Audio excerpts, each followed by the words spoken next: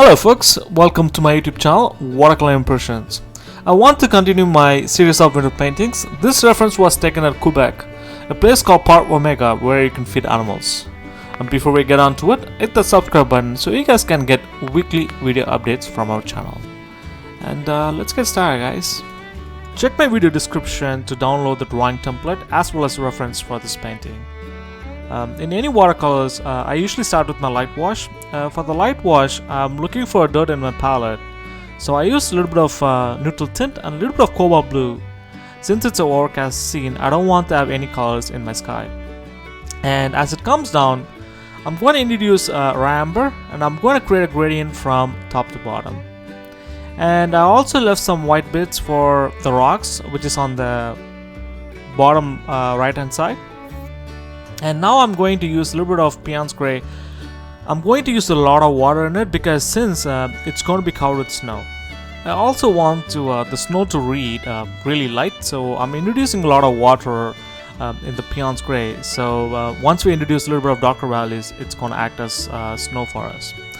You can also see I simplify the drawing as much as possible because I don't want to have a complicated drawing in my painting. And as it comes down, I'm also taking that Payne's gray and I'm putting a little bit of amber here and there. And this is the road which is in the foreground, and I want to go a little bit quite stronger because it acts as a lead-in for our painting. And for the ground, I'm using amber and I'm putting a little bit of Payne's gray here and there to have some little bit of color variations in there. So once I'm happy with it, now I'm going to the background. So I wetted the paper with a little bit of water in it, and I'm using burnt amber and a little bit of neutral tint in it, and I'm painting my background as fast as I can. And since we wetted the paper, we're also getting a lot of loose edges in the background. It also goes in the distance, and you could see. And before it dries out, I want to introduce a little bit of color variations at the bottom of the background. So I'm introducing a little bit of French Ultramarine blue in it. I'll also introduce a little bit of darker tones here and there by throwing in Payne's gray here and there to have some little bit of color variation and a little bit of value variations at the background. Now the fun part begins, and I like doing this part. It doesn't bore me at all.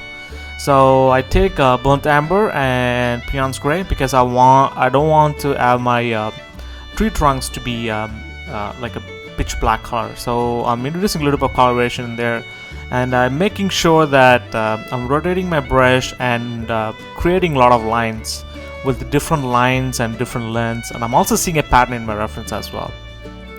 When you see the reference, there's 10,000 things going on. The key aspect here is to simplify your trees. At the end of the day, when you see this painting from far, it will create like a lot of trees in there. So now what I'm doing is I'm taking a small brush and I'm making it like a rake, and I'm just painting from bottom to the top.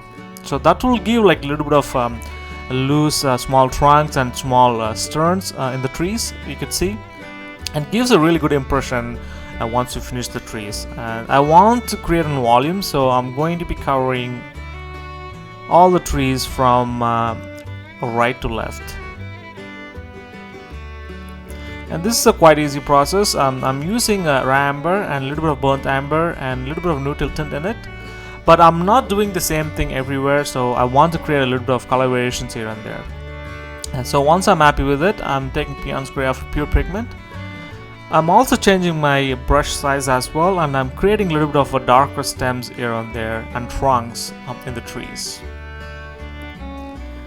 Yeah, I'll do this process till I'm happy with it.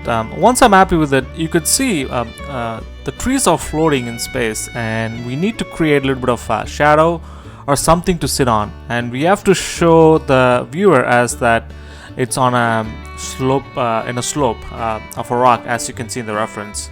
And I'm also giving a little bit of color variations in the darker trees, so there is something in the front and something at the back. So now I'm taking amber and burnt amber, and I'm trying to have a little bit of rocks here and there. And you could see as soon as we added like a little bit of darker tones of the rocks, and it gives the illusion of there is slope of rocks in our painting. And I'm also introducing a little bit of French Ultramarine blue as well. There's also a rock in the foreground, and there's also a deer which is in the foreground as well. So I want to make sure that he's our major figure and major animal in this painting. So I'm going to spend a little bit of details on the rocks by creating a little bit of darker tone in here as well. And as you can see, and I'm also introducing a little bit of a darker tone in the background, and I add a little bit of marks in the foreground as well. So once I'm happy with it, now let's jump onto the hut. So this is the hut where they feed the animals there, and even though the hut is like far away left in our reference, but I moved in so that it acts as a really good composition element in our painting. And when I try to do this painting, whenever I paint something, I try to see as an object than hut or houses or anything else. And for the darker pigments, I'm using burnt amber and a little bit of neutral tint in it, and I'm also introducing a little bit of burnt sienna and a little bit of green in it as well, because once it dries out and spreads, it will give a little bit of color variation in our painting. And you can also see in the reference, the shadow where it's happening, there is a little bit of dirt, yellowish dirt happening as a shadow. So I used the yellow ochre to create that impression. So we are almost with all the elements. So now let's focus on the animals, the deers. So the neck, they have a lighter value on the neck. So I'm using a raw amber, and I'm using a little bit of white paint in it. So I'm trying to paint as fast as I can, because I'm going to introduce burnt amber and raw amber and burnt sienna, and before it dries out, it gives a beautiful illusion of gradient for the deers and animals. No matter of the fact, you'd be surprised how little and marks you have to make in order to get the impression of the deers and animals in our painting. And I'm trying to do this as fast as I can, because I want to do what watercolor does. It blends by itself and creates beautiful things, which you can't do it paint by hands. That's why I really like watercolors. And you can see I also put a little bit of Payne's gray at the top, because I want that to be melted from top to bottom and create a gradient, and it creates a sense of depth as well. And you can also see I left the legs painting anything, because I'm going to introduce a little bit of burnt amber and a little bit of Payne's gray, and I'm going to be using like a faster stroke for the legs. And you can see, and there's also a pack of animals which is on the right hand side. I'm doing the same thing for that as well. Now if you could imagine, the deers looks good, but it looks like they're floating on space. So this will make in a sense once we add a shadow in our painting. So now the matter of the fact, I'm just adding a little bit of darker tones here and there, squinting my eyes, looking at the reference. And I also saw that the hut kind of looks super white, so I want to create a gradient from top to bottom, because I want to show that there is snow deposits on the hut. So now I'm going to introduce shadows. For the shadows, I'm going to take Payne's gray, but I'm going to use a lot of water in it, because in snow in a overcast scene, the shadows are softer and lighter. So just doing a mark like that gives an illusion that they are standing on the rocks, standing on the snow. And I took the Payne's gray and made a mark so that it kind of looks like there's a dip happening between the foreground and the midground. Since there's a lot of glaring happening from the light, so you can't see it that much. So once I saw it, everything looks good, and it looks super white in the midground for the slope of rocks. So I'm going to take the Payne's gray with a lot of water in it, and I make sure that it doesn't read as strong as it is. So I did that, so that created a little bit of planes in our rocks, so it kind of gives that there is something happening in the rocks, and it also created a beautiful impression of snow deposit on the rocks. So now I'm taking white paint and trying to bring out some highlights here and there for the deers. And I also want to show a little bit of snow deposits on the hut. And we're almost at the end of our painting journey, guys, so we almost finished it. And I also want a little bit of details at the rocks where our major deer is.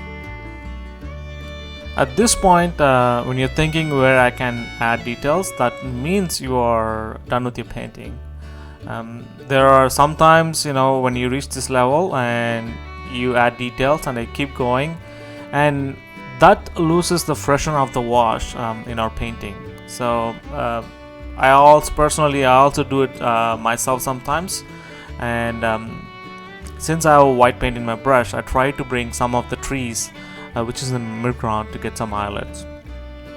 I also wanted to create a little bit of fog or smoke coming out in the background, and I ended up didn't liking it, so I'm just gonna take a tissue paper. I'm just gonna try to add some marks here and there, and that's it. And that's it, folks. Now it's your turn. Take my reference and drawing template and create a painting or impression and share it with me, and I like to check what you guys can come up with.